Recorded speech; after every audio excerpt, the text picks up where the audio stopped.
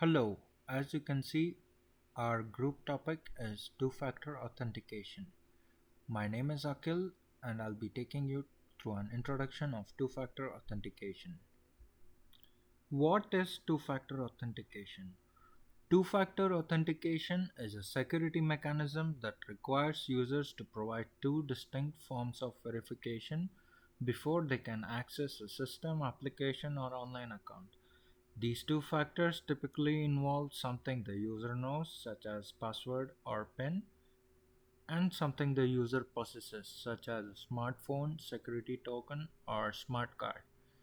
By combining two different factors, two factor authentication or 2FA enhances security by making it more difficult for unauthorized individuals to gain access to sensitive information or perform actions on behalf of the user. Even if a malicious actor manages to obtain the user's password, they would still need the secondary factor to successfully authenticate. The primary goal of 2FA is to reduce the risk of unauthorized access and protect against various cyber threats such as password breaches, phishing attacks, and social engineering attempts. It is a widely recommended practice to improve the overall security of online accounts and systems. How does two factor authentication work? Two factor authentication works by requiring users to provide two distinct types of authentication factors, thereby granting access to a system or application or an online account. These factors are typically categorized into three types: something the user knows, something the user has, and something the user is, like biometrics. The combination of any two of these factors adds an extra layer of security which is just beyond a password. Why does two factor authentication matter? Using two-factor authentication offers several compelling benefits for both individuals and organizations, making it a crucial security practice. In today's digital landscape where cyber threats are prevalent, using 2FA is a practical and effective way to bolster your online security and reduce the risk of unauthorized access. It's a small effort that goes a long way in safeguarding your online presence. How safe is two factor authentication? It is important to notice that two factor authentication remains one of the most effective ways to improve online security. While it may not be impervious to all types of attacks, it significantly raises the bar for attackers and makes unauthorized access much more difficult. How do I start two factor authentication? Businesses can standardize two factor authentication by subscribing to a service that provides it. Home users can enable two factor authentication on their accounts by checking to see if a particular website offers the service. Let us now understand the process of two factor authentication. Two-factor authentication works by requiring the users to provide two distinct types of authentication factors before granting access to a system or an application. These factors are typically categorized into three types as we discussed earlier. Here's how it typically works.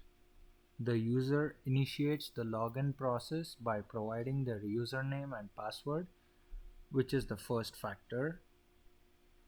After entering the password, the system or application prompts the user to provide a secondary factor for authentication. The user then provides the secondary factor, which could be any of the following as we discussed before. This could be a verification code sent via SMS generated by an authenticator app or retrieved from a hardware token. This could also be a biometric verification such as a fingerprint scan, facial recognition, or voice recognition. If both the first and second factors are successfully verified, the user gains access to the system or application. If the second factor is not provided correctly, access is denied. By requiring two separate factors for authentication, 2FA significantly reduces the risk of unauthorized access, even if an attacker manages to obtain a password. Different implementations of 2FA may vary in terms of the specific factors used and the methods of verification. Commonly used methods for the secondary factor includes the time-based one-time passwords generated by authentication apps, text messages, email codes, and hardware tokens. It is important to note that while 2FA provides an extra layer of security, it is not immune to all forms of attacks. Users should also be cautious of phishing attempts that try to trick them into revealing both factors to attackers. Therefore, it's crucial to use reliable authentication methods, keep devices secure, and follow best practices to ensure the effectiveness of 2FA. Here is the brief of the process that I explained.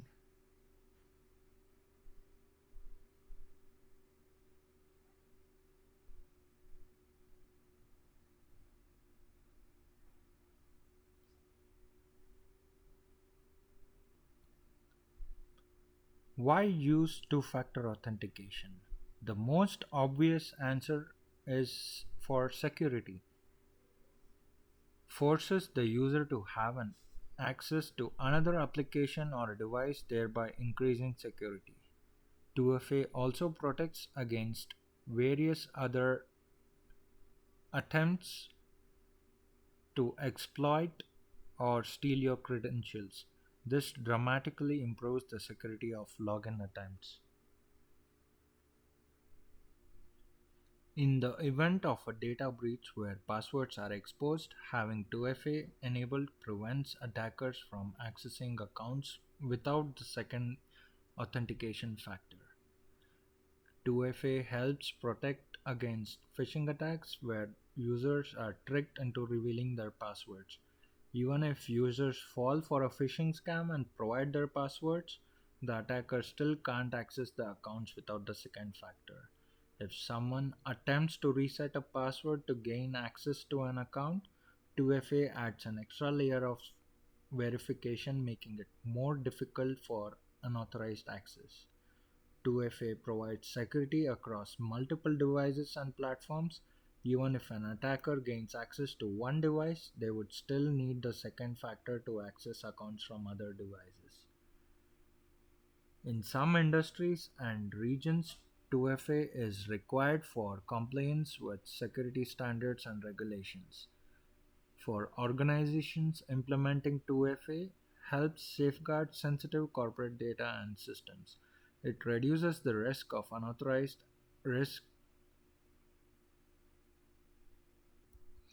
2FA provides users with greater confidence that their accounts are more secure, reducing anxiety about potential breaches and unauthorized access. 2FA strikes a balance between security and convenience. While it adds an extra step to authentication process, it offers significant higher security in return. In summary, 2FA matters because it helps protect against a wide range of cyber threats.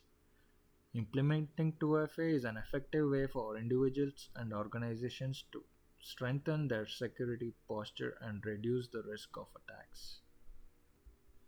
As I mentioned, types of two-factor authentication are many, and it depends on the authentication factor that one is presenting. In case of SMS verification, a verification code is sent to the user's mobile phone via SMS. The user enters this code as the second factor during login. Mobile apps like Google Authenticator, Authy, and Microsoft Authenticator generate time-based one-time password or TOTPs that serve as the second factor. Email codes is another case where a verification code is sent to the user's email address. The code is then entered during login. In case of backup codes, a set of one-time use backup codes are provided to the user during 2FA setup. These codes can be used if the primary second factor is unavailable.